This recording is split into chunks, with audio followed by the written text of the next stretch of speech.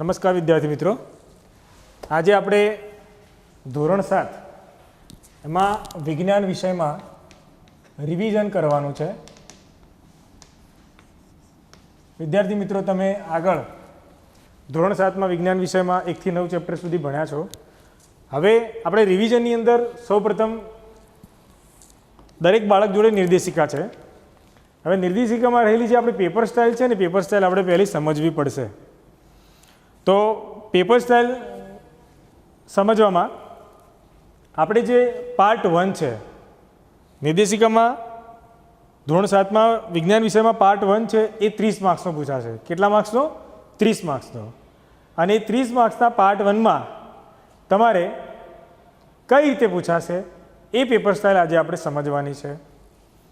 તો આપણે એ paper style પહેલાં સમજી લઈએ અને ત્યારબાદ એ પેપર સ્ટાઇલ પરથી કેવા પ્રકારના પ્રશ્નો પૂછાશે એ પ્રશ્નો પણ આપણે સોલ્વ કરીશું. તો અહીં પાર્ટ 1ની અંદર સમજીએ. સૌપ્રથમ પાર્ટ 1,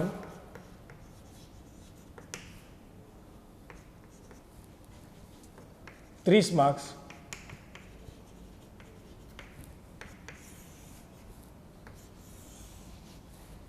જે આપણે એક્ઝામમાં પૂછાવાનું છે એમાં પહેલો પ્રશ્ન આવે છે, યોગ્ય વિકલ્પ પસંદ કરી ખાલી જગ્યા પૂરો. યોગ્ય વિકલ્પ પસંદ કરી ખાલી જગ્યા પૂરો એટલે આપણે જે 4 ઓપ્શનવાળા આવે છે એ 4 ઓપ્શનવાળા 6 પ્રશ્નો આવશે. પહેલા યુનિટમાંથી પહેલો પ્રશ્ન, બીજા યુનિટ પરથી બીજો પ્રશ્ન, ત્રીજા યુનિટ પરથી ત્રીજો પ્રશ્ન, ચોથા યુનિટમાંથી ચોથા પ્રશ્ન, પાંચમા યુનિટમાંથી પાંચમો પ્રશ્ન અને છઠ્ઠા યુનિટમાંથી છઠ્ઠો પ્રશ્ન. એટલે 6 પ્રશ્નો આવશે. કેટલા? 6 પ્રશ્નો, દરેકના 1 માર્ક્સ. અને 1 માર્ક્સ એટલે કેટલા? 6 માર્ક્સ થયા. એટલે આ જે પહેલો પ્રશ્ન છે યોગ્ય વિકલ્પ પસંદ કરી એના અંદર 6 પ્રશ્નો આવશે અને એ 6 માર્ક્સનો રહેશે. પછી એવી જ રીતે બીજો પ્રશ્ન છે, ખાલી જગ્યા પૂરો.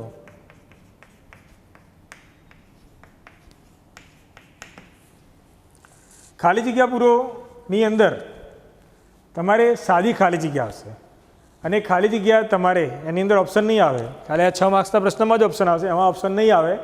એ ખાલી જગ્યાની અંદર તમારે ખાલી જગ્યા પૂરવાની રહેશે. એ પણ 6 માર્ક્સનો છે. એની અંદર પહેલો પ્રશ્ન 7મા યુનિટનો, બીજો પ્રશ્ન 8મા યુનિટનો, ત્રીજો પ્રશ્ન 9મા યુનિટનો, પછી ચોથો પ્રશ્ન પહેલા યુનિટનો, પાંચમો પ્રશ્ન બીજા યુનિટનો અને છઠ્ઠો પ્રશ્ન ત્રીજા યુનિટનો. એટલે આ પહેલાં યોગ્ય વિકલ્પ પસંદ કરવાની અંદર 6 પાર્ટનો પૂછાશે અને ત્યારબાદ આ ખાલી જગ્યા પૂરોની અંદરથી 7મો, 8મો, 9મો, પછી પહેલો, બીજો, ત્રીજો એમ કરી એના અંદર પણ 6 પ્રશ્નના 1 માર્ક્સ એટલે કુલ થયા 6 માર્ક્સ. એટલે આ પણ 6 માર્ક્સનો તમારો પ્રશ્ન રહેશે. પછી આગળનો પ્રશ્ન છે, નીચેના પ્રશ્નોના જવાબ એક શબ્દમાં લખો. નીચેના પ્રશ્નોના જવાબ એક શબ્દમાં લખો.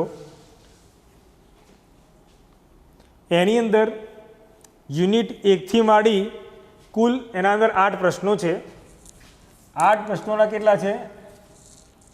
8 માર્ક્સ. તો યુનિટ 1 થી માંડી અને યુનિટ 8 એટલે પહેલું પ્રકરણ, બીજું પ્રકરણ, ત્રીજું, ચોથું, પાંચમું, છઠ્ઠું, સાતમું અને 8મું 8 પ્રશ્નો. 8 પાર્ટના 8 પ્રશ્નો એના અંદર પૂછાશે અને 8 પ્રશ્નોના 8 માર્ક્સ રહેશે. 8 પ્રશ્નો 1 ગુણના કેટલા? 8 ગુણના. પહેલા પાર્ટથી 8 પાર્ટના પ્રશ્નો એની અંદર પૂછાવાના રહેશે. આ ત્રીજો પ્રશ્ન થયો. પછી ચોથો પ્રશ્ન, નીચેના જોડકા જોડો.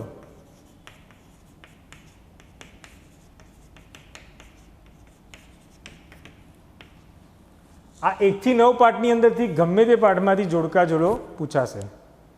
ચોપડીનું અને ગાઈડનું બંનેનું તમારે તૈયાર કરી દેવાનું. અને 1 થી 9 પાઠની અંદરથી જે 1 થી 9 પાઠ છે એ 1 થી 9 પાઠમાંથી તમારે આ જોડકા જોડો ગમે તેમાંથી જોડકા જોડો પૂછાશે. આ જોડકા જોડો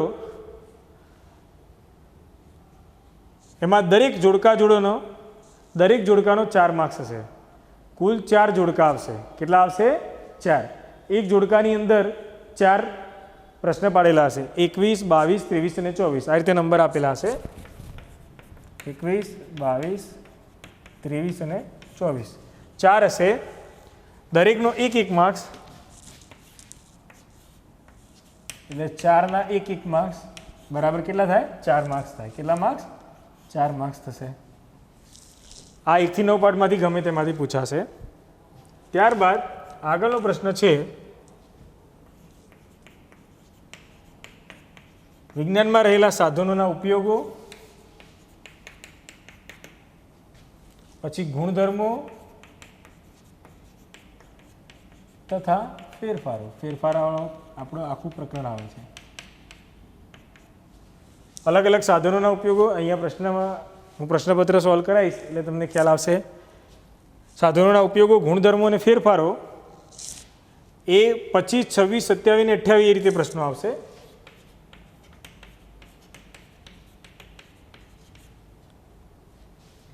એમાં પણ દરેકના 1 ગુણ છે. 4 પ્રશ્નો આવશે.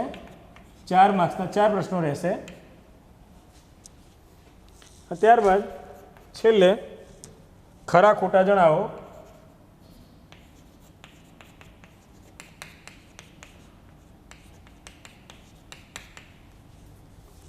ખોટા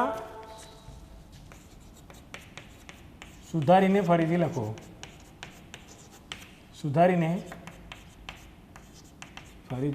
લખો. ખરા ખોટા જણાવવાનું. જો વાક્ય ખોટું હોય તો એ સુધારીને ફરીથી લખવાનું છે. એમાં પણ 2 પ્રશ્નો આવશે. 29 અને 30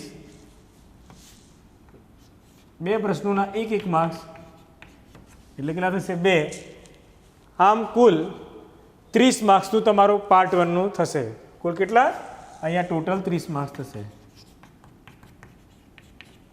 તો આ 30 માર્ક્સની તમારી પેપર સ્ટાઇલ છે. વિદ્યાર્થી મિત્રો ખ્યાલ આવ્યો? હવે આપણે આ જે પેપર સ્ટાઇલ છે એના પરથી આપણે આ પેપર સ્ટાઇલ પ્રમાણે થોડાક પ્રશ્નો સોલ્વ કરીએ રિવિઝનની અંદર.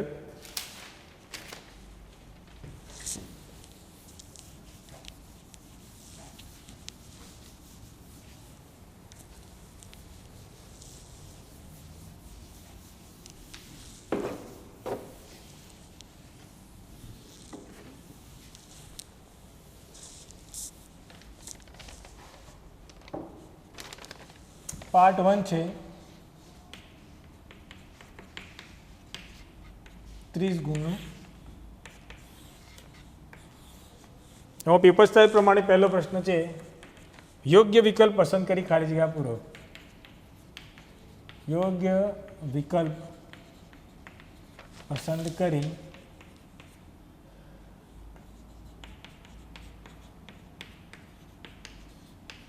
ખાલી જગ્યા પૂરો. પહેલો પ્રશ્ન છે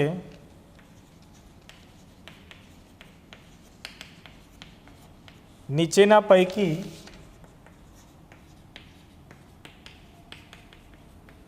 કઈ વનસ્પતિમાં હરિતદ્રવ્ય હોય છે? નીચેના પૈકી કઈ વનસ્પતિમાં હરિતદ્રવ્ય હોય છે? અહીંયા ઉપર ખાનું આવ્યું છે. એમાં ઓપ્શન એ છે ફૂગ, બી છે લીલ, સી છે અમરવેલ અને ડી છે મશરૂમ. તો જવાબમાં શું આવશે? બી લીલ. કારણ કે આ ફૂગ, અમરવેલ અને મશરૂમ છે એ પરપોષી છે, બીજા ઉપર આધાર રાખે છે. જ્યારે લીલ છે એ હરિતદ્રવ્ય ધરાવે છે એટલે પોતાનો ખોરાક જાતે બનાવે છે. એટલે પોતાનો ખોરાક જે જાતે બનાવે એ હરિતદ્રવ્ય ધરાવે છે. તો બી આવશે. બીજો પ્રશ્ન છે, નીચેનામાંથી કયું પ્રાણી સેલ્યુલોઝનું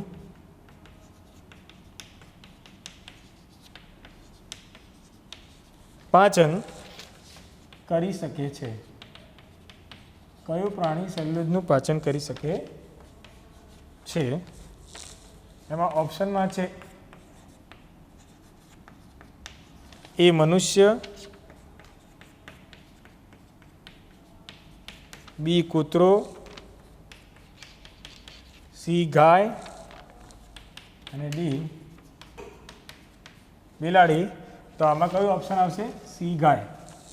એ મનુષ્ય છે, કૂતરો છે, બિલાડી છે, એમના આંતરડામાં બેક્ટેરિયા હોતા નથી. જ્યારે આ ગાય છે એ ગાયના આંતરડામાં બેક્ટેરિયા હોય અને બેક્ટેરિયા સરળતાથી વનસ્પતિમાં રહેલું સેલ્યુલોઝને પચાવે છે. એટલે સેલ્યુલોઝનું પાચન કોણ કરી શકે છે? આપણે આગળ ભણ્યા હતા ને પાર્ટ 2 ની અંદર કે વાગોળનાર પ્રાણીઓ, તો વાગોળનાર પ્રાણીઓના આ ગાય, ભેંસ, બકરી જેવા પ્રાણીઓ આવે છે. તો ઓપ્શન સી આવશે.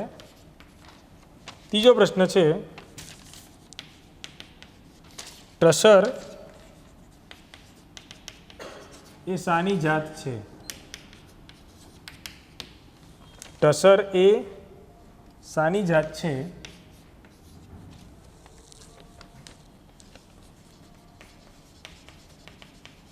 તો એ રેશમ, બી ઊન,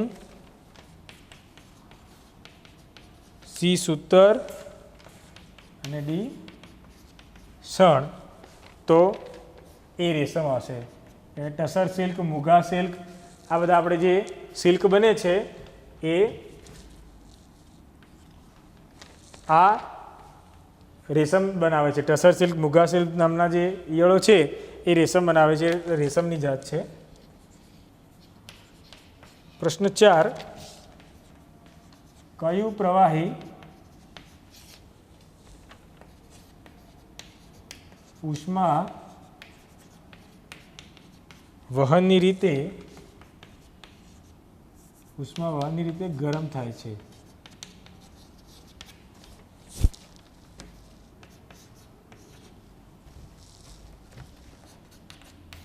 એમાં એ ઓપ્શન છે પાણી,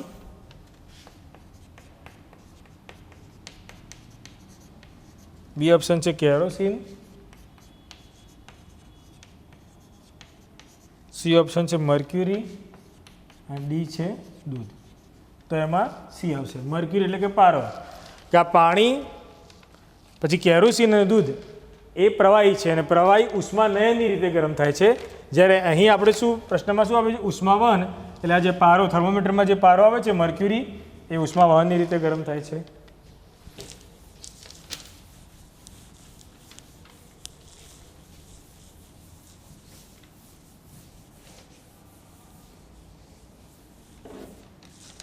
ત્યારબાદ પ્રશ્ન 5,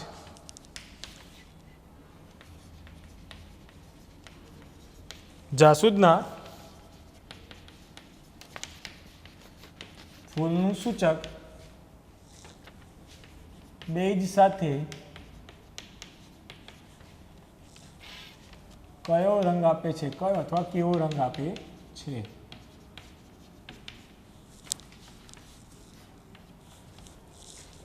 તો એમાં પહેલો ઓપ્શન છે લાલ, બીજો છે પીળો, સી ઓપ્શન છે મેજેન્ટા અને ડી ઓપ્શન છે લીલો.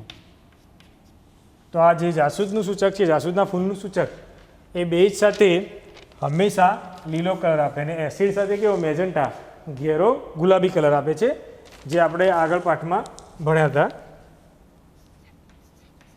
6 નંબરનો પ્રશ્ન,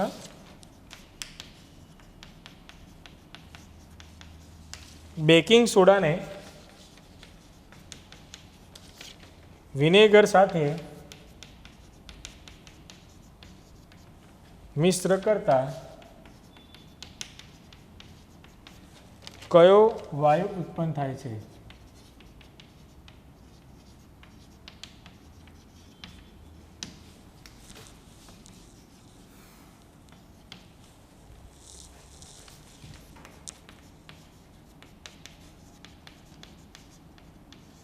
એ ઓપ્શન છે ઓક્સિજન, બી છે કાર્બન ડાયોક્સાઇડ,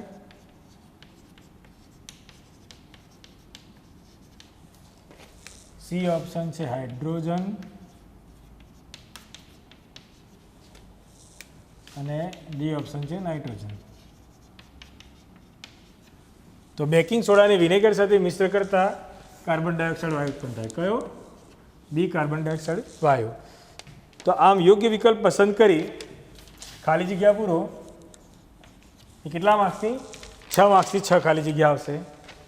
હવે બીજો પ્રશ્ન આપણે જોઈએ, ખાલી જગ્યા પૂરો. આની અંદર કોઈ ઓપ્શન આવશે નહીં.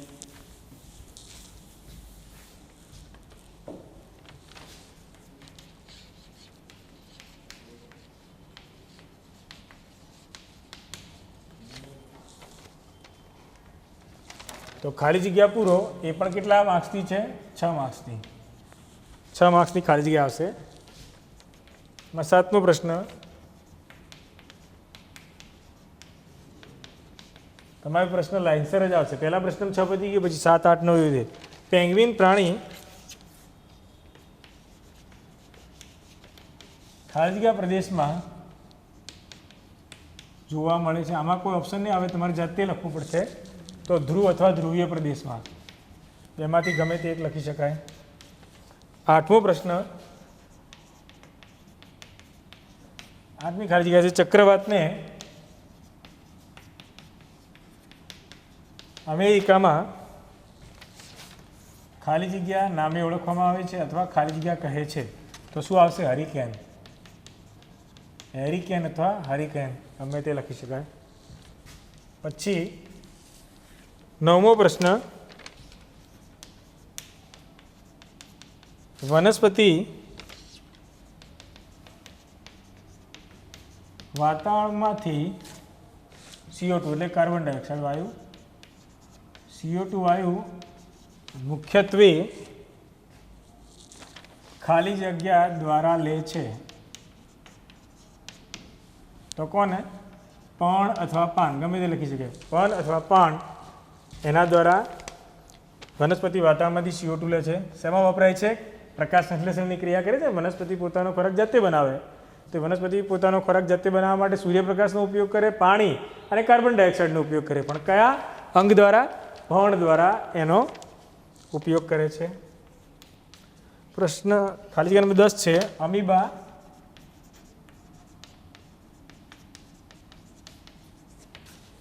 ખોરાકનું પાચન ખાલી જગ્યામાં કરે છે. આપણે છેલ્લે હમણાં ભણ્યા હતા ને પાઠ નંબર 2માં છેલ્લો ટોપિક કે અમીબામાં ખોરાક ગ્રહણ અને પાચન. તો એમાંથી જ પ્રશ્ન છે, અમીબા ખોરાકનું પાચન ખાલી જગ્યામાં કરે છે. તો શેમાં કરે છે? અન્નધાનીમાં. શેમાં કરે છે? અન્નધાનીમાં. ખાલી જગ્યા 11, રેશમના કીડાની ડીંભ પછીની અવસ્થા ખાલી જગ્યા છે. તો આપણે રેશમના કીડાની જીવનગાથાની અંદર આપણે વાત કરી હતી કે પહેલું જ એની ડીંભ અવસ્થા હોય, ઈંડાની અવસ્થા, એને શું કહે છે? ડીંભ અવસ્થા. તો એ ઈંડા પછીની ડીંભ પછીની અવસ્થાને શું કહે છે? પ્યુપા અથવા કેટરપિલર. વિદ્યાર્થી મિત્રો, આ પેપર સ્ટાઇલ હું સમજાવું છું તમને.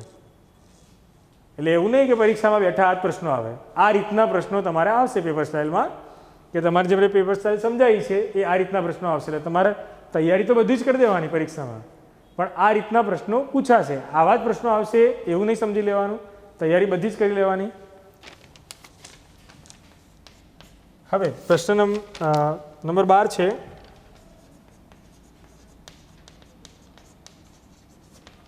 માનવ શરીરનું તાપમાન માપવા માટે ખાલી જગ્યા પ્રકારનું થર્મોમીટર વપરાય છે. તો માનવ શરીરનું તાપમાન માપવા માટે ખાલી જગ્યા પ્રકારનું થર્મોમીટરમાં વપરાય છે. આપણા ચોથા પાઠનો પ્રશ્ન છે. તો કયું ક્લિનિકલ અથવા બીજું નામ લખી શકાય ડૉક્ટરનું.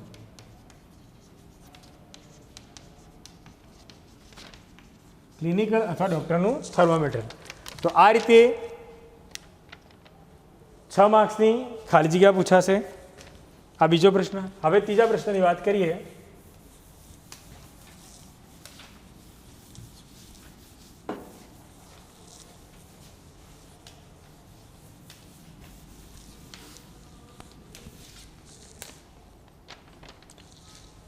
ત્રીજો પ્રશ્ન છે નીચેના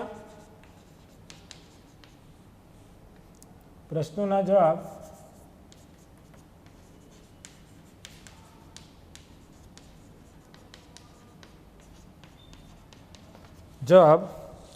એક શબ્દમાં લખો.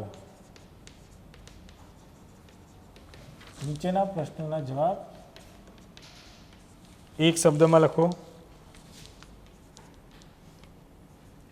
પ્રશ્ન નંબર 13 છે. આમાં પણ 8 પ્રશ્નો પૂછાશે. કેટલા? દરેક પ્રશ્નના એક ગુણ છે. દરેક પ્રશ્નનો એક ગુણ છે. એમાં કેટલા? 8 પ્રશ્નો પૂછાશે. એટલે 8 પ્રશ્નોના કેટલા ગુણ થશે? 8 ગુણ થશે. સ્ટાર્ચની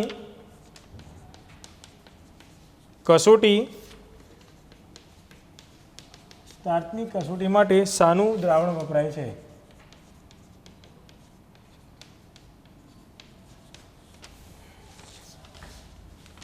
આપણે બીજા પાઠમાં આ જોયું હતું.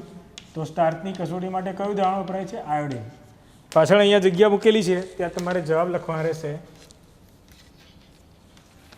એક શબ્દમાં. પછી જઠરમાં શાનું પાચન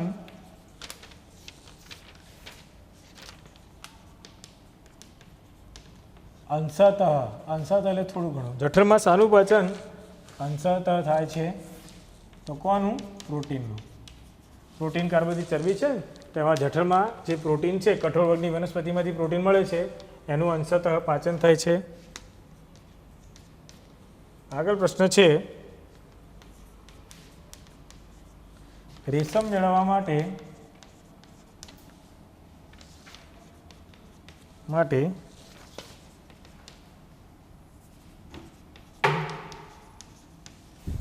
રેશમના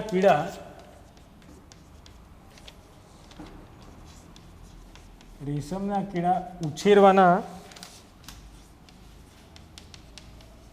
ઉદ્યોગને શું કહે છે? તો રેશમ મેળવવા માટે રેશમના કીડા ઉછેરવાના ઉદ્યોગને શું કહે છે? સેરીકલ્ચર.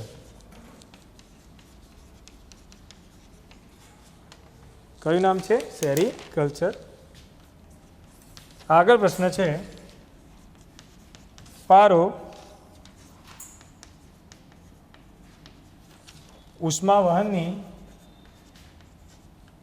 કઈ રીતે ગરમ થાય છે? પારો ઉષ્માવહનની કઈ રીતે ગરમ થાય છે?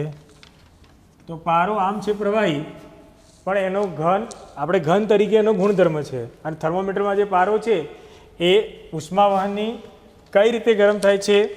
તો આની અંદર એક ભૂલ છે કે એકચ્યુઅલીમાં શું થાય કે પારો કઈ રીતે ગરમ થાય છે, આમાં ભૂલ આવી જાય ઘણી વખતે બાળકો. તો આ જવાબ જ આની અંદર છે. અને આવો જ પ્રશ્ન આગળ આપણે પૂછાયેલો છે. જો એની અંદર એક પ્રશ્ન એવો છે કે કયું પ્રવાહી ઉષ્માવહનની રીતે ગરમ થાય છે. એટલે ઘણી વખતે શું હોય કે પ્રશ્ન ફેરવીને પૂછી શકાય છે. તો આમાં ખાલી પારો ઉષ્માની કઈ રીતે ગરમ થઈ શકે છે? તો ઉષ્માની કઈ રીતે? ઉષ્માવહનની રીતે ગરમ થાય છે. એ પ્રશ્ન જરા ધ્યાન રાખવાનો. આગળનો 17મો પ્રશ્ન છે, આંબલીમાં એસિડની વાત છે. આંબલીમાં કયો એસિડ રહેલો છે? કયો એસિડ રહેલો હોય છે? તો એમાં કયો એસિડ આવે છે? ટાર્ટરિક એસિડ આવે છે. આંબલીમાં ટાર્ટરિક એસિડ હોય છે. પ્રશ્ન નંબર 18માં પ્રશ્નમાં કહે છે કે લોખંડના કાટનું અણુસૂત્ર શું છે અથવા કયું છે?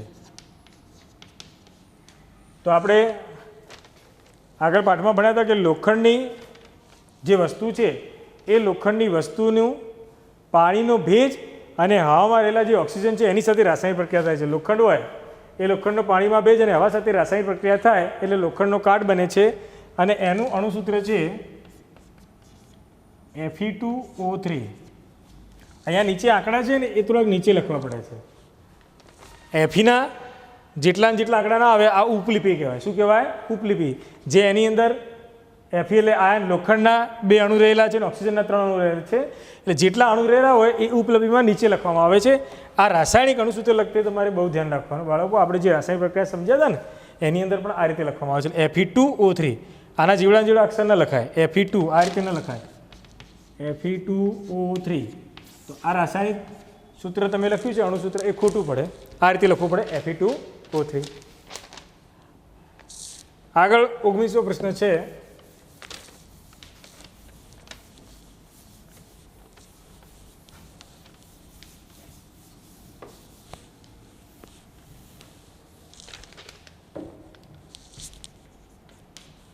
વરસાદ માપવા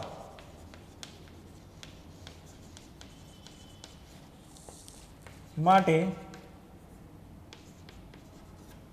કયું સાધન વપરાય છે? વરસાદ માપવા માટે કયું સાધન વપરાય છે?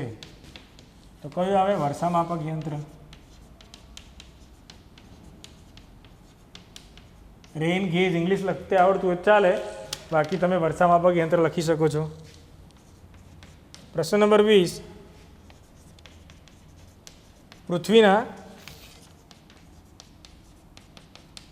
કયા ભાગ પર સૂર્યની ગરમી સૌથી વધુ હોય છે?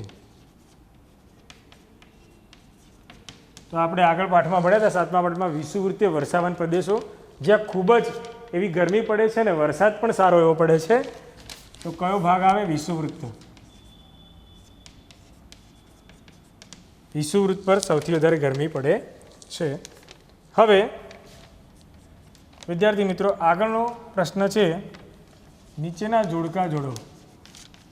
આપણે પેપર સ્ટાઇલ પ્રમાણે ચાલીએ છીએ બરાબર. આમાં 4 જોડકા આવશે અને જેના 4 માર્ક્સ રહેશે. એમાં ઉપર તમારે ઓપ્શન મૂકેલા હશે કૌંસની અંદર અને તમારે એ કૌંસમાંથી જવાબ લખવાના રહેશે. ખાલી આપણે એ પ્રશ્ન જોઈ લઈએ કઈ રીતે કહેવા માગે છે.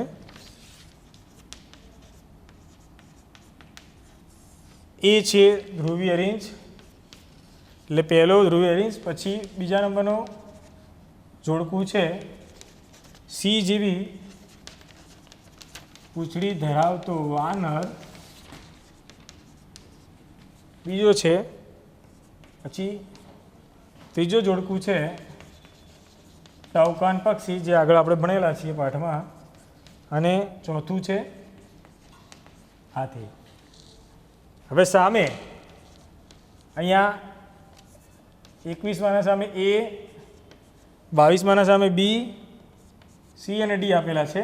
આમાં આપણે સાચા જવાબ લખવાના છે. ખાલી જગ્યા હશે એ દરેકમાંથી આપણે સાચા જવાબ લખવાના રહેશે. જે ઉપર કૌંસ આપેલા છે એ તો ધ્રુવીય રીંછમાં સફેદ વાળની રૂવાટી જવાબ આવશે. સફેદ વાળની રૂવાટી જવાબ તમારે સામે જ લખી દેવાના. સફેદ વાળની રૂવાટી. બીની અંદર આવશે સિંહ જેવી પૂંછડી ધરાવતો વાનર. તો એમાં ઉપર કૌંસમાં ઓપ્શન આપેલા છે એમાં રૂપેરી કેસવાળી. રૂપેરી સફેદ કેસવાળી. ઉપર શબ્દો જોઈ લેવાના અને એમાંથી લખવાના. ટવકાન છે તો ટવકાનને મોટી ચાંચ આવે છે. નટ્સ અને બેરી જેવા જે કઠણ ફળ એ ખાઈ શકે છે તો એમાં લાંબી મોટી ચાંચ આવે છે. હાથી. હાથીને દંતશૂળ જે લાંબા દાંત આવે છે એને દંતશૂળ તરીકે ઓળખવામાં આવે છે. હાથીને લાગતું ઓળખતું હોય દંતશૂળ છે. ઓકે, આગળના પ્રશ્નમાં આપણે પેપર સ્ટાઇલ પ્રમાણે ચાલ્યા હતા. એમાં એમ કહે છે કે સાધનોના ઉપયોગો, ગુણધર્મો અને ફેરફાર. સાધનોના ઉપયોગો, ગુણધર્મો અને ફેરફાર.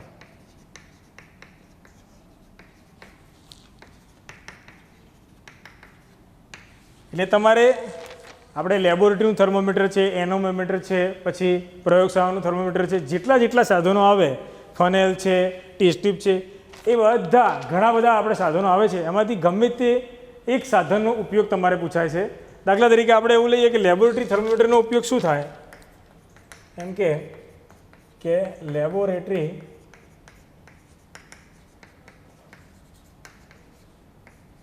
થર્મોમીટરનો ઉપયોગ શું છે. લેબોરેટરી એટલે આપણે પ્રયોગશાળાનું. તો એમાં નીચે ખાલી જગ્યા તમારે આપી છે અને એમાં તમારે લખવાનું કે પ્રયોગશાળામાં પદાર્થોના તાપમાન માપવા. પ્રયોગશાળામાં પદાર્થોના તાપમાન માપવા એનો ઉપયોગ થાય. આમાં 4 પ્રશ્નો આવશે અને 4 માર્ક્સના. એક માર્ક્સનો પ્રશ્ન હશે, 4 પ્રશ્નો આવશે 4 માર્ક્સના. પછી એક ગુણધર્મ આપણે પૂછાય છે. એમાં આપણે એસિડ, બેઝ, ક્ષાર એની અંદર ખાસ આપણા ગુણધર્મો, એ ગુણધર્મો વિશે એક પ્રશ્ન હોય છે. અહીંયા એવું આપ્યું છે કે એસિડનો એક ગુણધર્મ લખો. તો એસિડના ગુણધર્મો આપણે લખ્યું હતું કે ભાઈ એસિડ સ્પર્શે દાહક છે, અડવાથી એ આપણે જલન થાય, પછી એ સ્વાદે ખાટા હોય, પછી એ ભૂરા ઈટસ્પત્રને લાલ બનાવે. આપણે ગમે તે એક લખવાનું છે તો સ્વાદે ખાટા હોય. આ રીતે નીચે આપણે જવાબ લખી દેવાનો. આગળ ત્રીજા પ્રશ્નમાં રાસાયણિક ફેરફાર. આગળના પાઠમાં આપણે ભણ્યા કે ભૌતિક છે, રાસાયણિક ફેરફાર છે. તો ફેરફારોમાં પૂછીએ કે રાસાયણિક ફેરફારના 2 ઉદાહરણ લખો.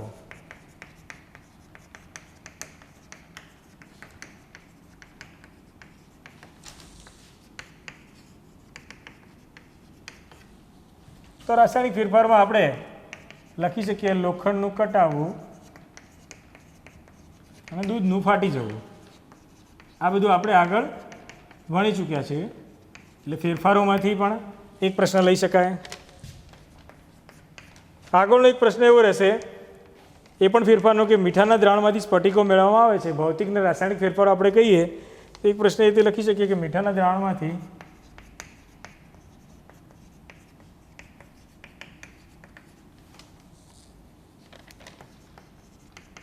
સ્ફટિકો મેળવવા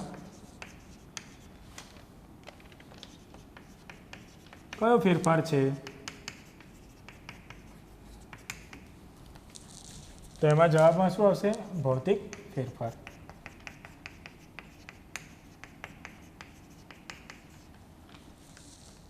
અને હવે આગળ છેલ્લો એક પ્રશ્ન આવશે, ખરા ખોટા સમજાવો. અને ખોટું વિધાન હોય એ સુધારીને ફરીથી લખો.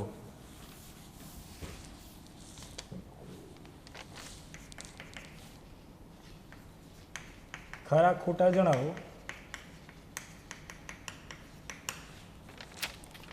ખોટા સુધારીને ફરીથી લખો.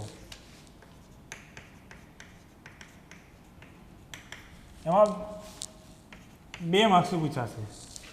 જે ખોટું વિધાન હોય અને જો ખોટું વિધાન તમે ખાલી ખોટું કર્યું સુધારીને લખો તો એનો અડધો માર્ક્સ મળશે. કેમ કે દરેકના 1-1 માર્ક્સ હશે, 2 માર્ક્સના છે એટલે બંનેના 1-1 માર્ક્સ. તમે ફક્ત ખાલી ખોટા નિશાન કર્યું છે, નીચે સુધારીને લખો તો અડધો જ માર્ક્સ મળશે. ખોટું વિધાન હોય ને તમે સુધારીને લખશો તો એનો 1 માર્ક્સ મળશે અને સાચાને સુધારવાની જરૂર નથી એટલે એનો 1 માર્ક્સ રહેશે. દાખલા તરીકે સમજીએ, અહીંયા એક એવો પ્રશ્ન છે છેલ્લો 29મો, કે મૂળને વનસ્પતિનું રસોડું કહે છે. મૂળને વનસ્પતિનું રસોડું કહે છે. અહીંયા બોક્સ આપેલું છે. તો આ ખોટું છે. તો સુધારેલું વિધાન શું થાય? સુધારેલું વિધાન કે મૂળ ખોરાક નથી બનાવતું. કયું અંગ બનાવે છે? પણ. તો સુધારેલા વિધાનમાં લખવાનું પણને વનસ્પતિનું રસોડું કહે છે. તમે ખાલી અહીંયા એકલી ચોકડી કરી છે અને અહીંયા નીચે વિધાન સુધારેલું નહીં લખો તો અહીંયા અડધો જ માર્ક્સ મળશે. આ બંને કરશો તો તમને પૂરો 1 માર્ક મળશે. અને 30મો પ્રશ્ન છેલ્લો એક પ્રશ્ન અહીંયા દાખલા તરીકે એવો આપેલો છે, આપણે સાચું વિધાન લઈએ કે રેશમના કીડાનો ખોરાક સામાન્ય રીતે શેતુરના પાન છે. રેશમના કીડાનો ખોરાક સામાન્ય રીતે શેતુરના પાન છે. તો હા, કેમ કે રેશમના કીડાને શેતુરના છોડ ઉપર ઉછેરવામાં આવે છે અને એ શેતુરના પાનનો ખોરાક તરીકે ઉપયોગ કરે છે. તો આ સાચું વિધાન છે. તો આનું સાચું વિધાન હોય તો એને પૂરેપૂરા માર્ક્સ મળે. તો આમ અહીંયા આપણે વિજ્ઞાનનો જે પાર્ટ 1 છે એ પાર્ટ 1ની 30 માર્ક્સ એ આપણે નિર્દેશિકાના પેપર સ્ટાઇલ પ્રમાણે આ રીતે પૂછી શકાય, જે તમારે તૈયાર કરવાનું રહેશે.